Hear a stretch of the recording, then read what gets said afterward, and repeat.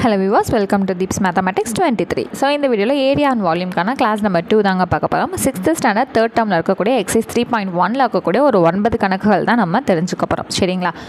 ரொம்ப ஈஸியா தாங்க இருக்கும். ஸோ ப்ரீவியஸான வீடியோ பார்த்துருந்தீங்க, அதாவது கிளாஸ் 1 பார்த்துருந்தீங்கனாலே இந்த லெசன் 6ஆம் வகுப்பில் இருக்கக்கூடிய ஏரியா அண்ட் வால்யூம் சுற்றளவு பரப்பளவு எவ்வளோ ஈஸிங்கிறது உங்களுக்கே தெரிஞ்சிருக்கும். சரிங்க, 7வது சம் பார்த்துருவோம். ஃபஸ்ட்டு 6 மீட்டர் நீளமும் 4 சென்டிமீட்டர் அகலமும் கொண்ட செவ்வகத்தின் சுற்றளவு மற்றும் பரப்பளவு காண்க. Find the perimeter and the area of the rectangle whose length is 6 meter and breadth is 4 meter. So ரெக்டாங்கிளோட பெரிமீட்டர் தான் கண்டுபிடிக்க சொல்லியிருக்காங்க. ஸோ ரெக்டாங்கிளோட பெரிமீட்டர் ஏரியா ரெண்டுமே கண்டுபிடிக்க சொல்லியிருக்காங்க. அதாவது செவ்வகத்தோட சுற்றளவு பரப்பளவுனா ஏரியா, சுற்றளவுனா பெரிமீட்டர், இது ரெண்டுமே கண்டுபிடிக்கணுமா? ஸோ அதோட லென்த் வந்து எவ்வளோ கொடுத்துட்டாங்க? நீளம் வந்து 6 மீட்டர்னும், ஓகே இங்கே சென்டிமீட்டர் எழுதி வச்சுருக்கேன்னா, சரி 6 மீட்டர்னும், பிரெத் அகலம் வந்து 4 மீட்டர்னும் கொடுத்துட்டாங்க. சரி, ஃபஸ்ட்டு நமக்கு பெரிமீட்டரோட ஃபார்முலா என்ன தெரியும்? அதாவது சுற்றளவோட ஃபார்முலா P = 2 × L + B நமக்கு தெரியும் இல்லைங்களா? ரெக்டாங்கிளோட பெரிமீட்டர் அப்போ P = 2 × L + Bனா அப்படியே ரெண்டையும் ஆட் பண்ணிடலாமா? 6 + 4 என்னது 10. அப்போது பெரிமீட்டரோட வேல்யூ என்ன கிடைக்குது? 20 மீட்டர். அடுத்தது ரெக்டாங்கிளோட ஏரியா பரப்பளவு கண்டுபிடிக்கணும்னா L × B ரெண்டையும் மல்டிபிள் பண்ணால் சம முடிஞ்சு இல்லையா? அப்போ A = Lனா 6, Bனா 4. அப்போ ஏரியா வந்து என்ன கிடைக்குது? 24 மீட்டர் ஸ்கொயர். அவ்வளோதான், முடிஞ்சு. ஓகேவா? ஸோ அடுத்த கொஷின், 8 சென்டிமீட்டர் பக்கமுள்ள சதுரத்தின் சுற்றளவு மற்றும் பரப்பளவு காண்க. Find the perimeter and the area of the square whose side is 8 centimeter. So என்ன கேட்டிருக்காங்க? எங்கேயுமே ஏரியாவும் கண்டுபிடிங்க, பெரிமீட்டரும் கண்டுபிடிங்கன்னு கேட்டிருக்காங்க. பெரிமீட்டர் ஸ்கொயரோட பெரிமீட்டர், அதாவது சுற்றளவு சதுரத்தோட சுற்றளவு கண்டுபிடிக்கணும்னா P = 4 × A. அப்போ P = 4 × Aங்கிற இடத்துல 8 சப்ஸ்டியூட் பண்ணுமா? அப்போ P = எவ்வளோ சென்டிமீட்டர் கிடைக்குது? 32 சென்டிமீட்டர். சரி, இதே ஏரியா ஆஃப் ஸ்கொயர் பரப்பளவு வந்து கண்டுபிடிக்கணும்னா என்னது? A = A². அதாவது கொடுத்துருக்க நம்பரை ஸ்கொயர் பண்ணால் சம்முக்கு வந்து ஆன்சர் கிடச்சிரும். அவ்வளோதான். அப்போ A = 8². அப்போ A = 8 × 8னா 64 சென்டிமீட்டர் ஸ்கொயர். அவ்வளோதான். அடுத்தது 6 அடி 8 அடி மற்றும் 10 அடி பக்க அளவுகள் உள்ள செங்கோண முக்கோணத்தின் சுற்றளவு மற்றும் பரப்பளவு காண்க. Find the perimeter and the area of the right angle triangle whose sides are 6 feet, 8 feet and 10 feet. சரி, ஒரு ரைட் ஆங்கிள் ட்ரையாங்கிளோட ஏரியாவும் பெரிமீட்டரும் கண்டுபிடிங்கன்னு சொல்லியிருக்காங்க. ஸோ இதுக்கு பெரிமீட்டர் கண்டுபிடிக்கிறது ரொம்ப ஈஸி. கொடுத்துருக்க 3 சைடையும் என்ன பண்ணணும்? ஆட் பண்ணால் முடிஞ்சு இல்லையா? ஸோ 6 + 8 + 10 போட்டால் பெரிமீட்டர் கிடச்சிரும். 6 + 8 + 10. ஸோ 6 + 8 எவ்வளோ வரும்? 14. 14 + 10 வந்து 24 ஃபீட். அவ்வளோதான். அப்போ பெரிமீட்டர் வந்து எவ்வளோ கிடைக்குது? 24 ஃபீட் அடிகள் அப்படிங்கிறது நமக்கு கிடைக்குது. சரி, இதே ஏரியா கண்டுபிடிக்கணும்னா 1/2 × B × Hங்கிறது நமக்கு தெரியும் இல்லையா? ஸோ இது வந்து பார்த்திங்கன்னா 1/2 × ஃபஸ்ட்டு கொடுத்துருக்க 2 விஷயத்தை தான் என்ன பண்ணணும்? நம்ம எடுத்துக்கணும். அப்போ 6 × 8. சரிங்களா? ஸோ இது 1 2 is 2, 3 2s are 6. அப்போ இது என்ன கிடைக்கும்? 3 × 8ங்கிறது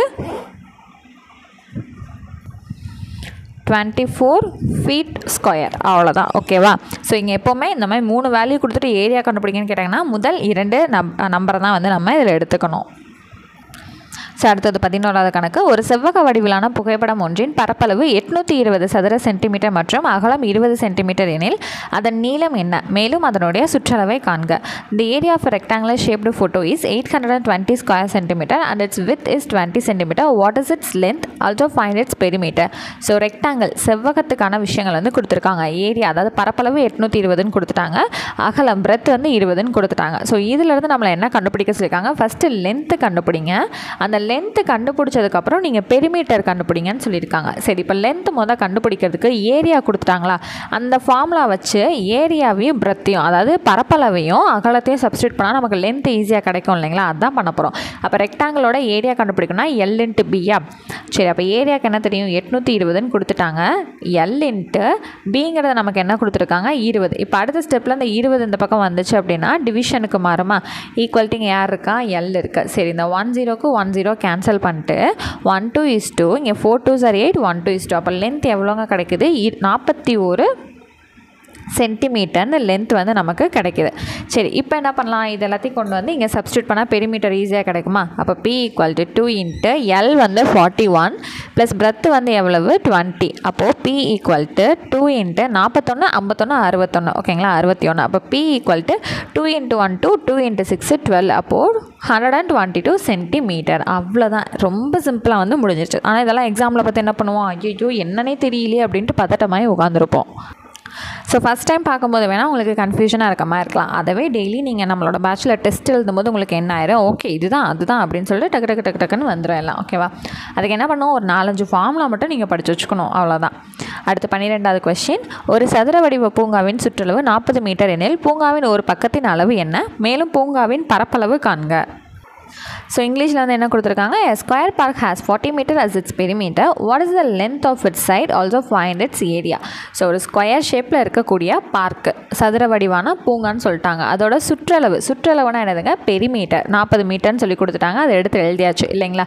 ஸோ என்ன கேட்டிருக்காங்க, அதோட லென்த் வந்து என்னவா இருக்கும், அதோட ஏரியா என்னவா இருக்கும், இதுதான் நம்மள்ட்ட கேட்டிருக்காங்க. ஸோ லென்த்து கண்டுபிடிக்கணும்னா ஏங்கிறத நம்ம கண்டுபிடிச்சா போதுமா? லென்த்துங்கிறது என்னதுங்க, ஒரு சைடு, அதோட லென்த் எல்லாமே ஒரே மாதிரி தான் இருக்கும், 4 பக்கமும் சமமாக இருக்கும். அப்போ ஏதோ ஒன்று கண்டுபிடிச்சா போதுமானது தானே. அப்போ அந்த Pக்கு பதிலாக 40 சப்ஸ்டியூட் பண்ணுறோம். இங்கே 4A இருக்குது. அடுத்து அந்த 4 இந்த பக்கம் அனுப்புகிறோம், = A. அப்போ இது கண்டுபிடிச்சா ஒரோட பக்கம் நமக்கு கண்டுபிடிச்சிருச்சுன்னு தானே அர்த்தம். அப்போ 1 4 is 4, 10 4s are 40. அப்போ A = 10 மீட்டர். ஒரு பக்கத்தோட அளவு 10 மீட்டர். அப்போ லென்த் வந்து என்னது, 10 மீட்டர் தான் இல்லையா? சரி, இப்போ அடுத்து என்ன பண்ண சொல்லியிருக்காங்க, ஏரியா கண்டுபிடிக்க சொன்னாங்களா? அப்போ A = A² 10 ஸ்கொயர்னு அர்த்தம். அப்போ A = 10 × 10 எவ்வளவு, 100 மீட்டர் ஸ்கொயர். அவ்வளோதான், முடிஞ்சிச்சா? சரி, கொஷின் அவ்வளோதாங்க, முடிஞ்சிச்சு. லென்த்துங்கிறது இதுதான், ஒரு சைடு தான், இதோட லென்த்து 10 மீட்டர். அடுத்து ஏரியா பரப்பளவுங்கிறது 100 மீட்டர் ஸ்கொயர். அவ்வளோதான். ஸோ அடுத்த கொஷின் வந்து பார்த்திங்கன்னா, ஒரு அசமபக்க முக்கோணத்தின் சுற்றளவு 40 சென்டிமீட்டர், அதன் 2 பக்கங்கள் 13 சென்டிமீட்டர் மற்றும் 15 சென்டிமீட்டர் எனில் மூன்றாவது பக்கம் காண்க. ஸோ ஒரு ட்ரையாங்கிள், அதாவது ஸ்கேலன் ட்ரையாங்கிள்னு சொல்லுவாங்க ஓகேங்களா. ஒன்று ஒரு வேல்யூவில் வந்து இருக்கும், ஒரு மதிப்பில் வந்து இருக்கும், 13 15ன்ட்டு. அப்போ மூணாவது பக்கத்தோட அளவு என்ன அப்படிங்கிறத கேட்டிருக்காங்க இல்லைங்களா. அந்த scalene triangle has 40 centimetre as its perimeter. சுற்றளவு பெரிமீட்டர் வந்து 40 சென்டிமீட்டர், மற்ற 2 பக்கம் 13 15 இருக்கு. மூணாவது பக்கத்தோட மதிப்பு என்னன்னு கேட்டிருக்காங்க. சரிங்களா. சரி, இப்போ பெரிமீட்டர் வந்து 40 சென்டிமீட்டர்னு சொன்னனால தான் நம்ம என்ன பண்ணுறோம், இந்த ஃபார்முலாவை நம்ம எடுக்க வேண்டியதாக இருக்குது. ட்ரையாங்கிளோட 3 பக்கம், ஒன்று 13 இன்னொன்று 15 இன்னொன்று என்னன்னு தெரியலை. அப்போ ABC 3 வெவ்வேறையாக இருக்குது. அப்போ இந்த பெரிமீட்டர் எடுக்கணும்னா A + B + C தானே எடுப்போம். சரி, இப்போ பெரிமீட்டரோட மதிப்பு 40, ஏயோட மதிப்பு 13, பியோட மதிப்பு 15, இப்போ C தான் நம்ம கண்டுபிடிக்க போகிறோம். சரி, அப்போ 40 = 13 15 ஆட் பண்ணுங்களேன், 28 + C. அப்போ என்ன வரும், C = 40. இந்த +28 அங்கிட்டு போச்சுன்னா -28ன்னு மாறும். 40ல் 28 போச்சுன்னா எவ்வளோங்க, 12 சென்டிமீட்டர். அவ்வளோதான். இன்னொரு சைடோட வேல்யூ இங்கே வந்து என்ன கிடைக்கிது, 12 சென்டிமீட்டர்னு நமக்கு கிடைக்கிது. அவ்வளோதான். அடுத்த கணக்கு பார்த்துருவோமா? 14வது கணக்கு. செங்கோண முக்கோண வடிவிலான ஒரு வயலின் அடிப்பக்கம் 25 மீட்டர் மற்றும் உயரம் 20 மீட்டர். அந்த வயலை செப்பனிடுவதற்கு ஒரு சதுர மீட்டருக்கு 45 ரூபாய் வீதம் ஆகும் எனில் மொத்த செலவு என்ன? A field is in the shape of a right angle triangle whose base is 25 meter and height is 20 meter. Find the cost of leveling the field at the rate of 45 rupees per square meter. சரிங்க, இப்போ என்ன சொல்லியிருக்காங்க, அதோட அகலம் breadth வந்து 25 மீட்டரில் இருக்குதான், height நீளம் வந்து 20 மீட்டரில் இருக்கா. அது பார்க்குறதுக்கு ரைட் ஆங்கிள் ட்ரையாங்கிள் மாதிரி இருக்கனால நம்ம என்ன பண்ணியிருக்கோம், இந்த ஃபார்ம்லாம் எடுத்துக்கிறோம். முதல் ஏரியா மொத்தமாக அது எவ்வளோ மீட்டர் ஸ்கொயரில் இருக்குன்னு தெரிஞ்சாதான் நம்ம இன்ட்டு 45 ரூபான்னு போட்டு எவ்வளோ ரூபாய் செலவாகுதுன்னு கண்டுபிடிக்க முடியும் இல்லைங்களா. அப்போ ஏரியா ஆஃப் ட்ரையாங்கிள் பரப்பளவு கண்டுபிடிப்போமா, 1/2 இன்ட்டு பியோட value 25, ஹச்சோட value 20 substitute பண்ணிட்டோமா. 1 2 is 2, 10 2s are 20. சரி, இப்போ இது ரெண்டையும் மல்டிபிள் பண்ணால் எவ்வளோ வரும், 250 metre square metre metre square எது வேணாலும் நம்ம போட்டுக்கலாம். சரிங்களா. சரி, இப்போது ஒரு மீட்டருக்கு 45 ரூபாய் ஆகுது அப்படின்னா 250 ரூபாய்க்கு எவ்வளோ ஆகும், இதான கொஸ்டின். ஒரு மீட்டருக்கு 45 ரூபா காசு வாங்குறாங்கன்னா 250 மீட்டருக்கு எவ்வளோ ஆகும். அப்போ 250 × 45, 25 45 மல்டிபிள் பண்ணுங்கள், 5 5 25, 5 2 10 + 2 12, 4 5 are 20, பேலன்ஸ் 2, 4 2 are 8, 100, 5 2 1 1. சரி, 1125 இங்கே ஆல்ரெடி ஒரு 0 இருக்குது. அப்போ எவ்வளோ வருது, 11,250 50 ரூபா வந்து சார்ஜ் பண்ணுறாங்க, அவ்வளோதான். ஸோ பின்னாடி ருபீஸ்ன்னு எழுதிடலாம். ஓகேங்களா? அடுத்தது 18th கொஷின் வந்து பாருங்கள்.